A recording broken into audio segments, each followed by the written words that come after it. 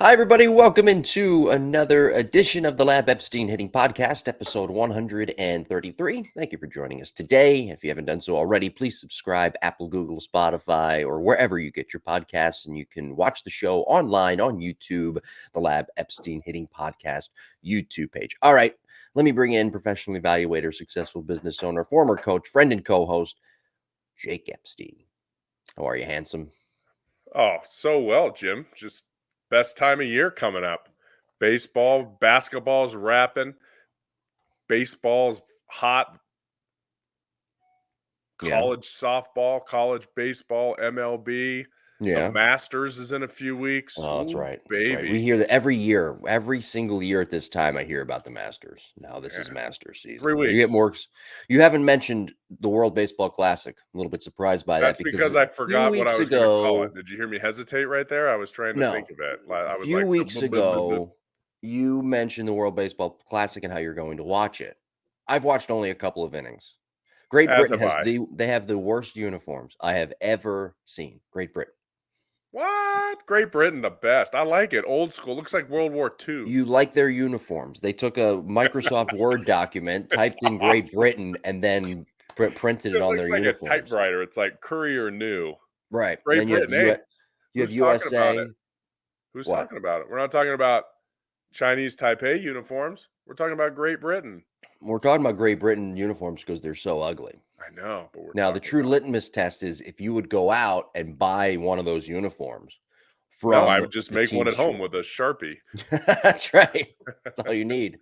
All you need is a computer, Microsoft Word, and a printer.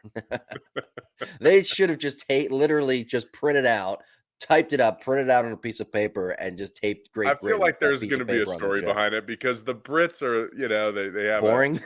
no, they have like a really crude sense of humor, and I feel like Really? yeah, I Well, feel like there's something to it. I went to the Ryder Cup years ago, and I had more fun with the European fans, especially the British fans, because they're funny, they're jovial, they make fun of it. Great personalities, but I don't see it. yeah, I just it don't was see it. wild, yeah, and the You Danish people were obviously good too. obviously you've never met Italians or Italian people. Sure, I People who have. don't live Italian. Okay. But they live in They live in Italy. Yeah, I spoke Okay. at the Italian Baseball Federation years ago. Okay. Yeah, They have some of the funniest personalities. really funny. They Yep. say they say the word fucking a lot. And then they drop an F bomb. Yeah, Oh yeah, all the time. yeah, It's every other word. yeah.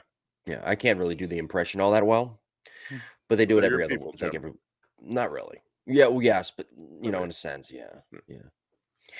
Episode 133, hitting to. I haven't watched hitting to your strengths is today's episode. I haven't mm, watched much of the World Baseball Classic. I have to be honest, and I'm not going to either. I made a promise like what was it 3 weeks ago? We had this debate, and I said I'm not really going to do much of the World Baseball Classic. I can't really get into it. is there a It's pitch just clock? no pitch clock. No, we're gonna get to we have some things to talk about with the pitch clock. Okay, I I won't mean, jump I'm ahead. sure we're gonna be no, it's okay. I'm sure we're gonna be talking about the pitch clock for the next 6 fucking months, Working. until the World Series is fucking over. We're gonna be talking about the pitch clock every week. Literally every day on Twitter, I see something new about the pitch clock. Yeah, Davey Martinez said it perfectly, by the way, manager for the Nationals. It's not going away, so we have to get used to it. It's not yeah. going away. Unfortunately, or fortunately, whichever side of the aisle you're on. There's some instances where I say, fortunately, that pitch clock is there. Unfortunately, the pitch clock is there. Hmm. I don't know. We'll get to it though in a second. We're going to be discussing in the coming weeks a lot of great topics. So stick with us, subscribe to the podcast, email us your questions, jimbopodcast21@gmail.com. Today, episode 133, a brand new episode after a brief couple of weeks there that we had off, or I was in an airport last weekend. I was telling you before we started, I was going down the YouTube rabbit hole of watching Goodfellas. Goodfellows. What an asshole. That's the English version. Can't even say that. One of my favorite fucking movies. I can't even say it right. Goodfellas. Hey, I was watching Goodfellas. What a fucking tool. I feel like such an asshole. Now I should go home and get my fucking shine box. Yes, you should get your shine box. Hitting to your strengths is today's episode. Matching your strengths and weaknesses to the pitcher you're facing. It's kind of the main theme today of what we're talking about, hitting to your strengths. If you don't know how to hit to your strengths, you're never going to hit successfully. And unfortunately, players, I don't know if it's a subconscious thing, but it feels like players a lot of times get into this mode where they think that they are the type of hitter, or they see the type of hitter they want to be Mm. on TV, Mhm. and they want to be that type, they want to emulate that type of hitter, but that's not who they really are. And so they, instead of matching their strengths and weaknesses to the pitcher they're facing, they just accentuate the strengths of that hitter they want to be, and then they get themselves into a whole lot of trouble down the line. Yeah, you got to know thyself. It's That's a really, chapter in your dad's book. yeah. I mean, you're never gonna hit something that your body doesn't like to hit. So you do have to look in the mirror and see what do I do well? What do I hit well? Where are my hot zones? Do I hit the ball in, but how far in? Do I hit the ball better away? How far away? Do I do I adjust myself in the box because of that? If I like the ball a little bit further away from me, then get off the plate a little bit and be comfortable with that. Oh, I like the ball in, go ahead and crowd that plate. But then when you are working with your plan, if your strength is pitches that are, say, down, like Mike Trout, then you need to look for pitches down.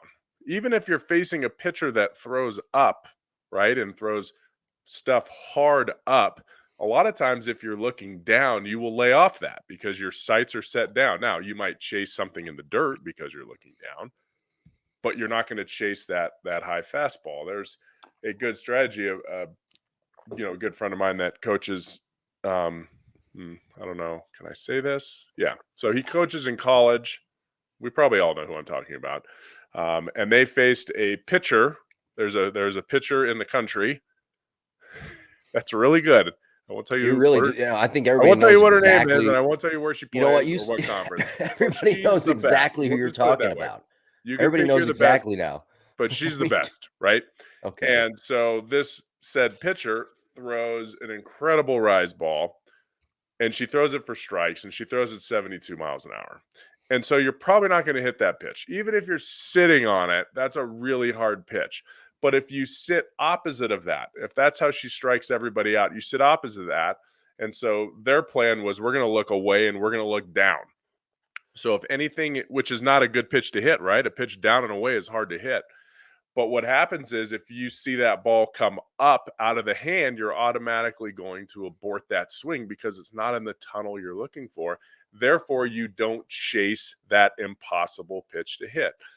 And it worked. And they ended up beating this pitcher who probably lost 2 games, maybe all of last year. So having a plan and sticking to it and knowing what your weaknesses are will help. For myself, I was a high ball hitter. Okay. For whatever reason, I handled the pitch up really, really well. And the pitch down, I didn't handle as much. And so the good part about that is I would lay off breaking balls in the dirt. The bad part about that is I would chase with 2 strikes. I'd chase a fastball at the letters and I would miss it. I really had a hard time laying off that.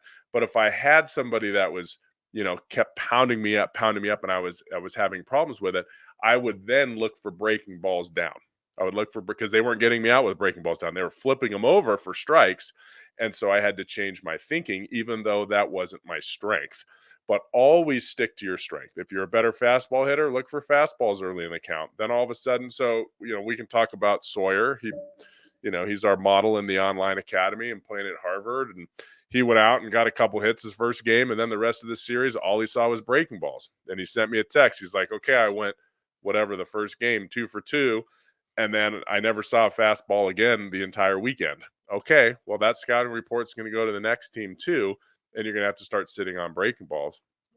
Otherwise, you're going to continue to struggle if you don't have the right plan. So we are obviously changing all the time based on what we're seeing. But if you sit and you look for something you're not good at, oh, this pitcher throws fastballs up really well.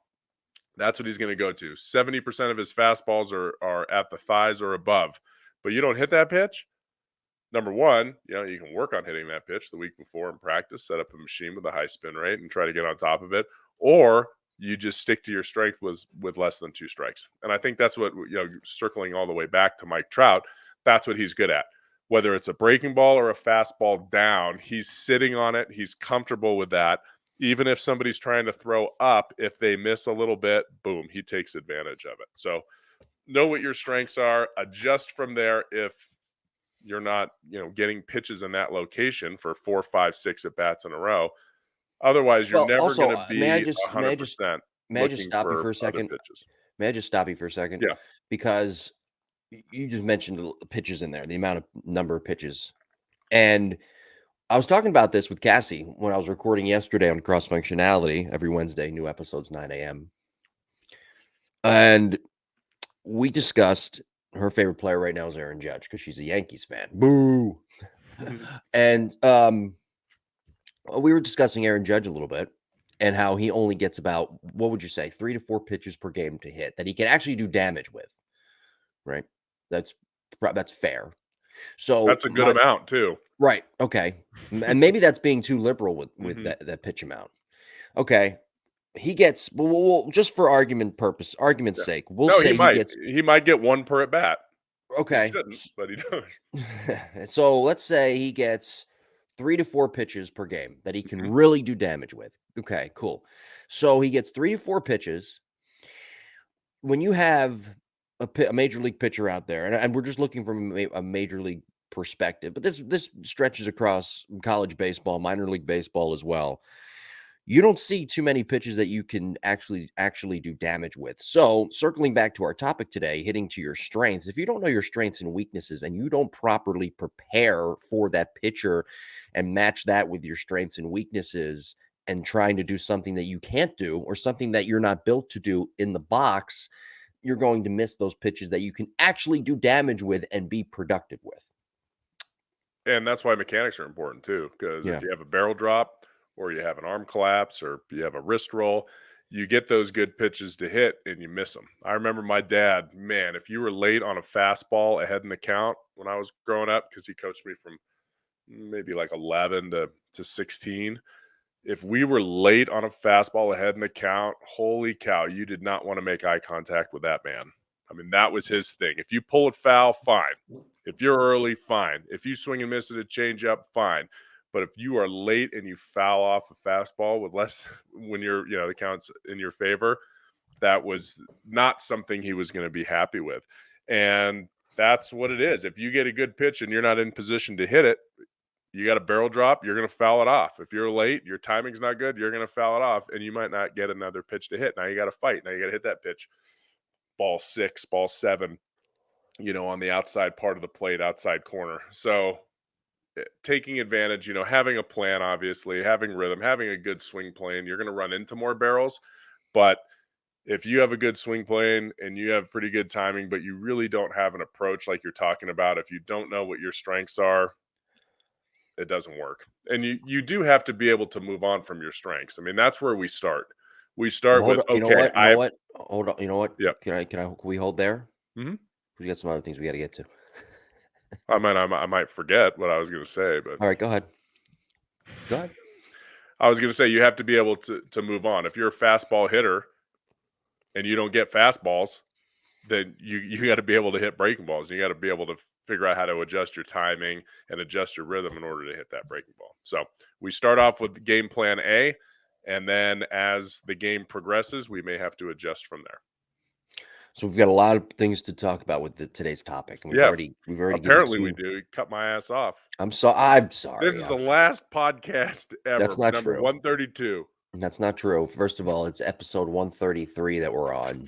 Okay, so that would have worked well because we didn't record an episode last week, and we went without an episode. So that statement would have went well with episode We took a 132 hiatus. because we took a quick week hiatus.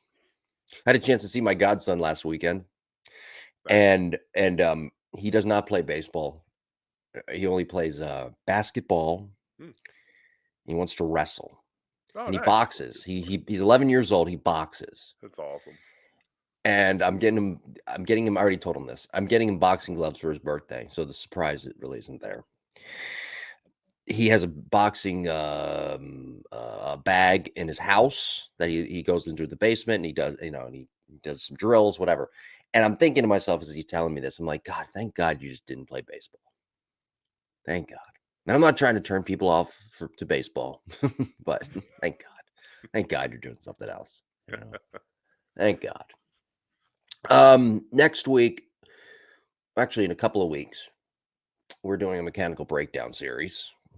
I don't know what volume it is, but that'll be episode 135. We like to do mechanical break for our new listeners, our new viewers. We like to do mechanical breakdowns every 5th week, pretty much. And we like to do regular breakdowns of current day players and then other breakdowns that we call Gold Edition, which are players from the past, some legends from the past. So I'm going to give you a choice here. Next week, we're doing overrated, underrated. We haven't done that in a while. No. You sound really excited about it. No, we haven't done No. it in a while. No. No. Okay, so next week we're doing overrated, underrated. I think it might be like volume 4 or volume maybe, I don't know. But we certainly have not done one in 2023. So we'll be doing that next week. And then the week after that, mechanical breakdown series. And then in the week after that, in the coming weeks, managing expectations. And that'll be right around like opening day of Major Leagues, Jesus Christ, Major League Baseball. I should have just said the MLB. You ever hear that when people say, oh yeah, he plays in the MLB? It's like he plays in the Major League Baseball? No, terrible. So we'll be doing those couple of topics coming up here as we wind up March. Going into April, into the 2023 Major League Baseball season. But I'm going to give you a choice here. Mechanical Breakdown series in 2 weeks, episode 135. And you can't go back on this. You make a choice. You're not going back on it. We're doing that guy. Okay? Fair? Steve Balboni. Yes. Steve Balboni. John Olerud. No. By the way, have you seen Ken Griffey in the dugout for Team USA? Yeah. Mark DeRosa was being interviewed last night. When I was watching a little bit of the World Baseball Classic, he was being interviewed by the guys in the booth. I swear to God, with that guy, the comedian Jim Florentine? Yeah. That's who he sounds like. Yeah, he does a little He bit. really sounds like Jim Florentine. Yeah. He said something last night, and then I put it in the context of Jim Florentine, the comedian, his voice. And I was like, that's Jim fucking Florentine managing Team USA. DeRosa has definitely the way he chops his sentences and his words. I don't like how he's like this he over accentuates his Italian. Yeah. When he's on TV. If you notice that. It's kind of annoying actually. And a lot of people out there don't like his hitting breakdowns on MLB Network. For whatever reason. No, Mark DeRosa, we're not breaking his swing down. I just wanted to point that out that he sounds like Jim Florentine. What was I saying? Ken Griffey Jr. looks great, by the way. Yeah. The USA dugout. So much knowledge. Like I saw a picture of him. I had some good friends that were sitting right behind the dugout and they sent me a picture, and it's a picture of him and Trout's on one side and Betts on the other. And they're just, talking. They're just talking hitting and, talking baseball, and so much knowledge that you can pull from generations before that unfortunately, not everybody does that, and they should. Right. Guys that have been there. Well, I think Ken Griffey might be on the list to do later in the year, or I don't know, sometime. Oh yeah, for sure. We're going to be breaking it, but he's not on the list in 2 weeks. Here are the guys. Here's the list. We can either do, because we've been teasing this guy for a while. We've talked about him in the last couple of weeks. Jeff McNeil, arguably, and very under. Is he on Team USA? Why is he not on Team USA? He was the best hitter in the league last year. Oh, he is. Okay. He is, because I saw a tweet that says your NL batting champion is batting 9th. Yeah. JT Realmuto's batting 8th. Yeah. I mean, right. So we can either do Jeff McNeil in 2 weeks. Oh, by the way, people, hey, listen, if people want to write in about this, jimbopodcast21@gmail.com, and they want to maybe vote, then okay. Then that's fine too. Why don't you put up like a little Twitter poll or something? I could do that. Jeff McNeil, Hank Aaron, or Derek Jeter. Those are your 3 choices. You got to pick from one of the 3. Now I know, good choices. I get it. Let's go Jeter. Griffey's not on that list. So you want to go Jeter? Yeah, I think I'd like to do Jeter just because I think we Okay. can get some good clips from the side. Okay. I would like to do Aaron because Aaron's totally different than anyone playing today's game. It's just harder to find video of him. Yeah. Obviously, you have some later in his career, like what was that number 715 that he hit? That Hmm. one's always. But I think Jeter would be fun. I think Jeter Okay. would be really good. That'll be a gold edition, though. For sure, it would be a Okay. gold edition. Okay. Then, so in a couple of weeks, episode 135, Mechanical Breakdown Series, gold Yeah, edition, we're breaking down Derek Jeter, yeah. a new analyst, by the way, for Fox Sports. Can you believe that? You ever thought he would be a commentator? No, I No, didn't. I didn't see it either. I saw him as like a businessman, Michael Jordan type. Yeah. You know, and I didn't see Tom Brady as being a commentator either, but here he Nope. is. I didn't see that one Do you either. think he's going to be a good commentator? Yeah. You do. Mhm. You think he's going to be as good as Greg Olson was this past year in the Yeah. booth? Tom Brady's Wow, not bad at anything. it's true. That guy It's true. prepares and prepares and prepares. He'll prepare for his broadcasts as much as he probably prepared for games all Like week, you and I prepare for this podcast every week, every right? week. Yeah. Yep, hours a day just to make sure that we're spot on. Well, it takes us hours a day to log on, get the get the stream correct. So that's part of the preparation. He ain't lying. That's part of this, right? So that's okay. A couple of weeks, episode 135. It's set. Mechanical Breakdown Series, Gold Edition, Derek Jeter. Next week, overrated, underrated. Be sure to follow us on social media at Jim Tara, at Epstein Hitting. Thank you very much for doing that. Twitter and Instagram. Appreciate it. Episode 133 today, Hitting to Your Strengths. I do want to get to something with the pitch clock. We have to do it because we're going to be, Mhm. like I said, I swear to you, we're going to be, I'm telling you what's going to happen. We're going to be talking about this. The pitch clock is going to be, there's going to be something new that comes out every week in the regular season. Some guy, I'm waiting for the day when some guy gets called out, bases loaded or second and third, bottom Mhm. of the ninth inning, and he gets called out, strike three, and ends a ball game. And that's going to be the talk for Yeah. 2 weeks. And then it's going to be something new. So this pitch clock thing is not going away. In the minor leagues, nobody even knew that was happening. People knew, but they just Right. didn't really care. Only the people that were playing, yeah. All right, so I'm going to give you from a pitcher's perspective now. Roger Clemens recently was on a podcast. It was the PBD podcast, and he was asked about the new pitch clock. And his main focal point and what he talked about here is from a pitcher's perspective. He said that as a pitcher, if you're not careful, you become a thrower if you're not focusing. I'll say that again. So Roger Clemens said this on the PBD podcast. You become a thrower if you don't focus rather than being a pitcher if you're following too much of that pitch clock. Now, you flip that around. That's from the pitcher's perspective now. Mhm. There's other guys out there, Garrett Cole, Max Scherzer. They're not bothered by that because they've always gone really, Oh, really quick. right. Right. And a lot of younger guys coming up now, a lot of these young stars, Sandy Alcantara, or how do you say his name? Sandy from the Alcantara. Marlins. Yeah. Right. He always has worked fairly quick. He's had success with it. But you Yeah. flip that around as a hitter, the short amount of time that you have, I'm going to ask your advice here, give advice to hitters. The short amount of time that you have to reset, to try to get your thoughts, collect yourself, get back into the box, and be looking at the pitcher in the allotted time that you have. How do hitters stick to their plan? How do they go about slowing the game down? Because the game has now sped up because of that pitch clock, and the umpires are watching Mhm. and they're very strict. I'm a hitting person, so I think it's way harder on a hitter. Mhm. As a coach at a high level, I mean, we were constantly trying to get pitchers out of their rhythm. Pitchers Yeah. that are pounding the strike zone, pounding the strike zone. They get in the sign and going. The catcher gets the sign in quick and he's going. And we're trying to break that up so that we don't have a 3-minute inning, which is what you're seeing a lot of now. You're seeing guys are swinging at pitches earlier in the count because everything feels rushed. So as far as pitchers are concerned, I mean, I don't see a problem with what is it, 15 seconds with no one Yeah. on base? Yeah. Yeah. I mean, come on. It's plenty of time to get the ball back, get your sign, take a deep breath, and go. For hitters, I think it's more of a problem. They can't get out. If you get out of the box and start flipping your batting gloves, it's going to be a problem. I think it helps with the pitchers. Some of the pitchers, the stupid windups and all that BS that was been going on. The guy from the Astros and like that, get rid of that mess. I mean, that's a balk. Like, that's a balk.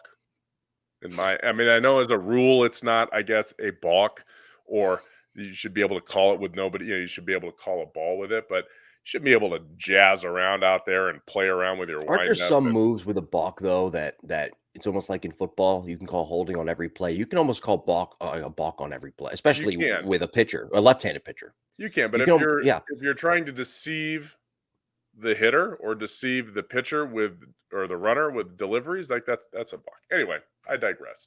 Getting back No, to the you're pitch right clock, though. You're right. No, you're hitters completely have right. to hitters have to figure out now. The issue I have is the friggin' umpire doesn't know when a guy's paying attention. Who cares if he's paying attention or not? Who was it? Hosmer got rung up the other day because Mhm. he was in the box. He was sitting there waiting for the pitcher to get a sign. And then as soon as the pitcher got on the rubber, he got in the box. And then the pitcher, like, whatever, and they called a strike on him because the umpire said his eyes weren't on the pitcher. It doesn't matter. The dude's in the How box. ridiculous is that? He's ready to hit. If he's in the box, I don't care if it's 2 seconds left on, the pitcher can throw whenever the hell he wants. They created legislation. Legislation. They created legislation to tell you what to do with your eyes. That's right. Yeah. Hey, maybe Boy, he's if that's a, breathing if through his that's a thi- eyelids.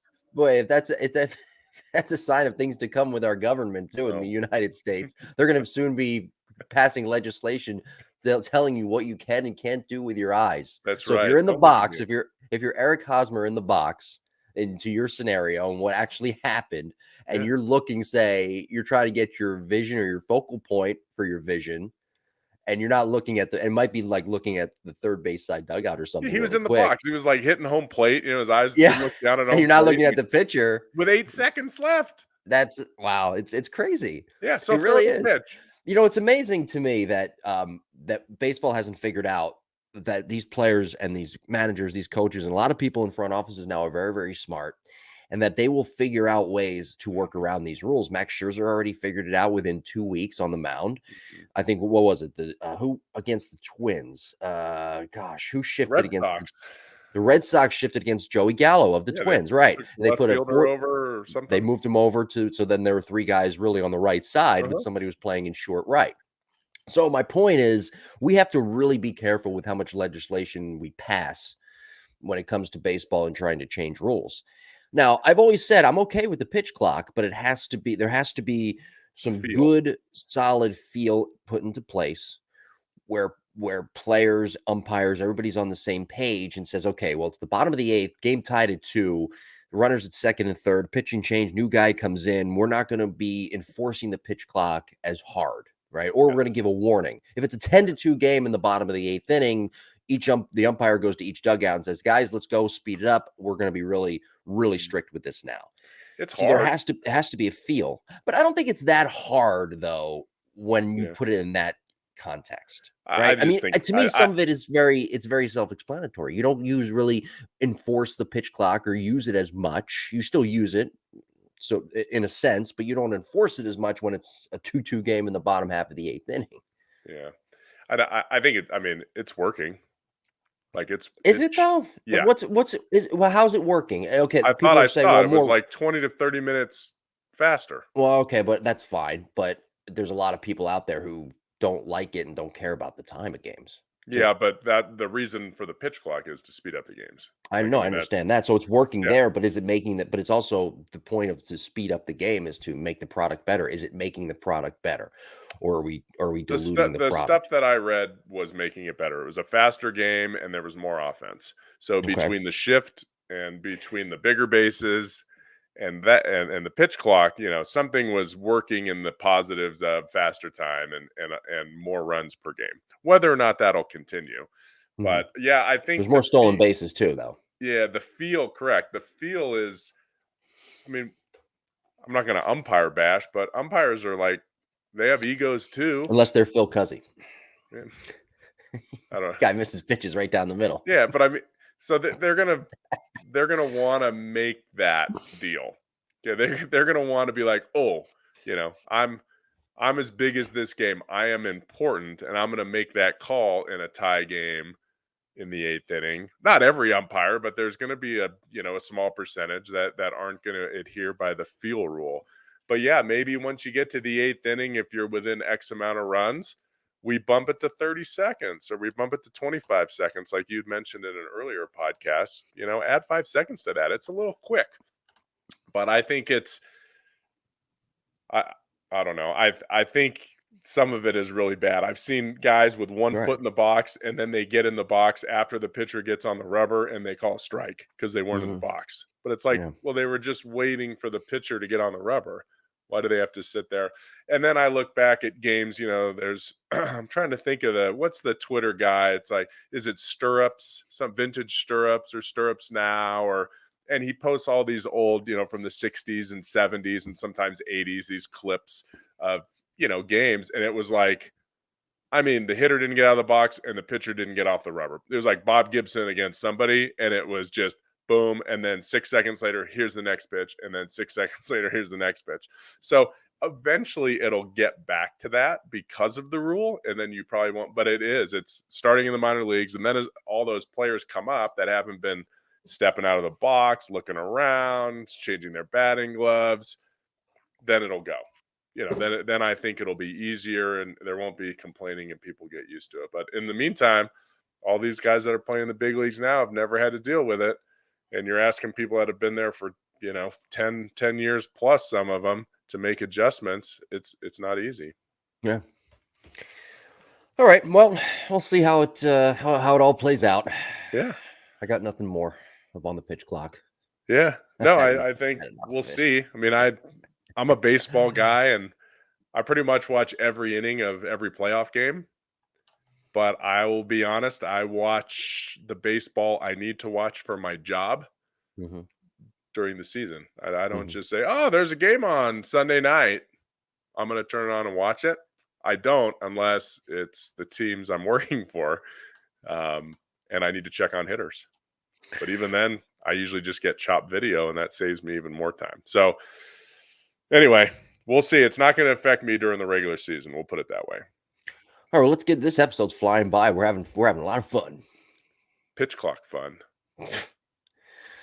Uh, I do think it'll make the product better. By the way, I don't think it's making the product better now because nobody really knows. There's too much. It's chaos.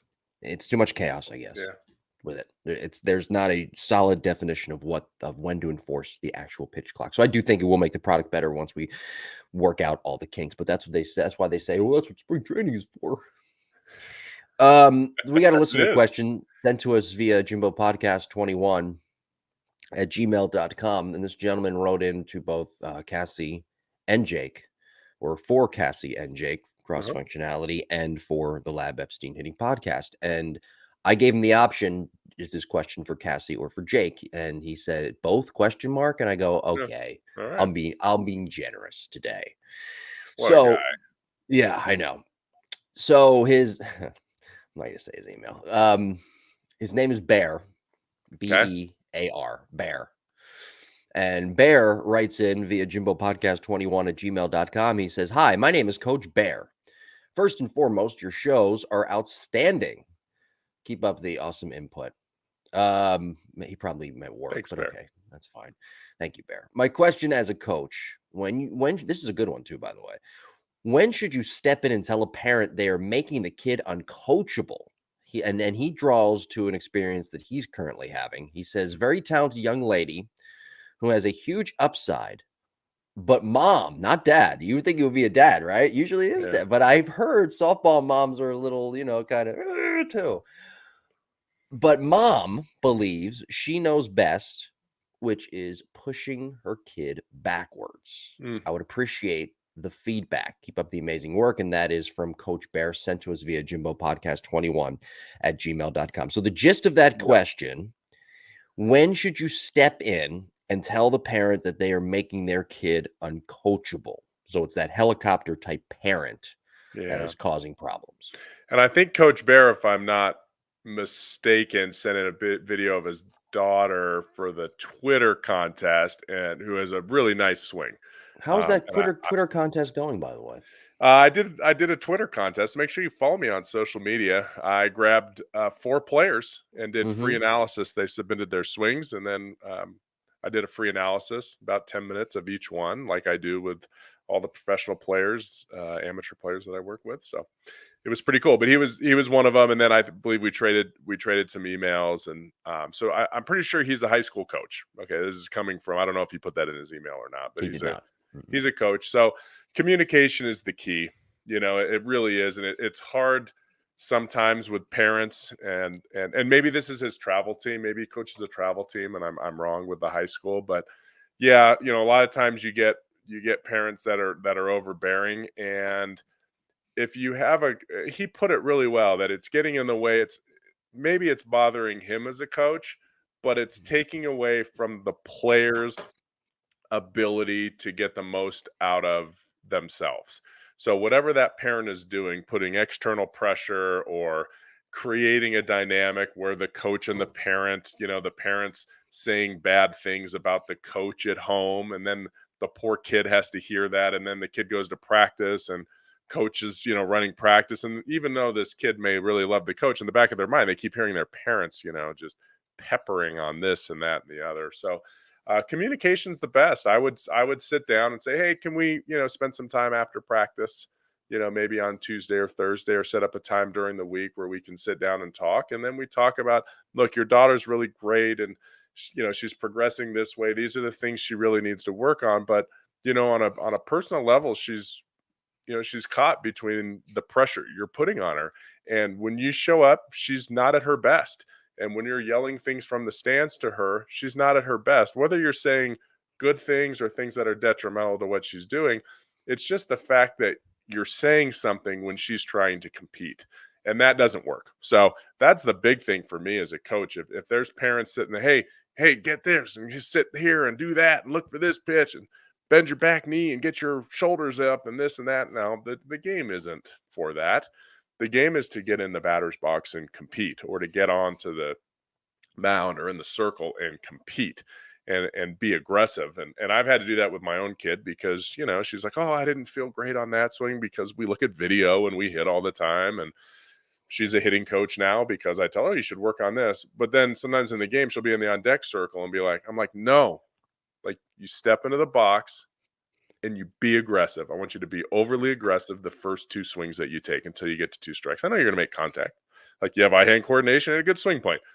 It's not going to be the hardest contact, but with two strikes, I know you're going to put it in place. So when you don't have two strikes, be aggressive. I don't want you to think about your extension or your back shoulder or any of that stuff. And unfortunately, parents, that's what they throw out. It's like, okay, my kid's in the box. They're going to be in the box for like the next 90 seconds. I'm going to tell them 5 different things to work on. And that just creates doubt of a plan that they may have had or that their coach put in, or it just creates tension. Even worse, it creates tension in the box. So communication, I guess that's the best thing I can say, is try to sit down with that parent. You might not make any friends doing it, but if you do it in the right way and in a non-aggressive way, for the benefit of the kid, take your own ego out of it. Tell the parent, look, it's not about me, it's about your kid. I'm trying to get the best out of her right now. Because of the pressure you're putting on her, she's not showing up. She's not her best. If she's not her best, she's not going to play. So we need to figure out a plan to get her to be at her best, because I need her to be in my starting lineup. Something to that effect. All right, well, Bear, thank you for the question. Email us if anybody else has questions, comments, whatever. Email us, jimbopodcast21@gmail.com. You can reach out on social media at Jim Tara and at Epstein Hitting. Final point today, our main topic, hitting to your strengths, episode 133. I'm going to draw a parallel to what you just said about your daughter and how she's become her own coach. You become your own coach, I think, in the box, at the plate. You become your own coach when you know your strengths and weaknesses. That's the most important part. If you don't know and it sounds so obvious, but if you don't know your strengths and weaknesses, but it's something that's oftentimes overlooked at all levels of baseball and softball. If you don't know your strengths and weaknesses, if you don't understand how to approach a certain pitcher based off your strengths and weaknesses, you're going to miss. We've already determined that you get 4 pitches, maybe 5 if you're lucky. 4 pitches a game that you can really do damage with. And when you get higher levels, it becomes 3 to 4. And if you don't have your strengths and weaknesses lined up and you miss those pitches, those 3 to 4 pitches, you're not going to have very much success, and you're not going to be playing for much longer. And so that's the key point here I think we should take away from today's episode, hitting to your strengths. Yep. And don't get in your own head. Create a plan. Even if it's a bad plan, even if it's the wrong plan, at least it's a plan. Stick to it when you walk into the box and be aggressive to that plan. We don't want to second guess anything that we're doing when we get up to the plate. That's it. Put your That's best foot forward. That's all I best can foot say. forward. Yep. Episode 133, Hitting to Your Strengths. Very good. And be sure to subscribe to the show as well on YouTube, the Lab Epstein Hitting Podcast YouTube page. Subscribe, Apple, Google, Spotify, wherever you get your podcast. You got anything coming up? You want to promote anything, or should we just get on out of here?